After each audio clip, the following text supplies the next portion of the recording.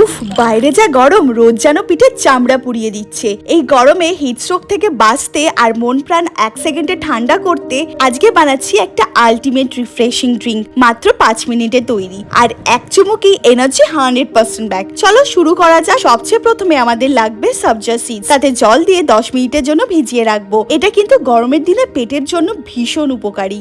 এরপর লাগবে লেবু। লেবু ভালো করে চিপে তার রসটা একটা গ্লাসে আলাদা করে বের করে নিচ্ছি। লেবু নিয়ে কিপটামো করলে কিন্তু চলবে না। এবার একটা মিক্সচার জারে নিয়ে নিচ্ছি 1 মুঠো পুদিনা পাতা। মিষ্টির জন্য আমি এখানে চিনির বদলে ব্যবহার করছি মিছরি। এটা শরীরকে অনেক বেশি ঠান্ডা রাখে। এবার এটা ঢেলে দিচ্ছি আগে থেকে বের করে রাখা লেবুর রস। স্বাদটা একদম চটপটে করতে দিচ্ছি সামান্য বিট লবণ আর চাট মশলা। আর হ্যাঁ, ঠান্ডার জন্য 1 গাদা বরফের টুকরো। এবার ঢাকনা বন্ধ করে জলদি এটাকে ব্লেন্ড করে নেব। বাহ, কি দারুণ সবুজ রং এসছে দেখছো। এবার একটা বড় পাত্রে কিছুটা ঠান্ডা জল নিয়ে এই পুদিনার মিশ্রণটা ঢেলে দেব। উপর থেকে আরো কিছুটা বরফ দিয়ে দেব যাতে একদম চিল্ড হয়।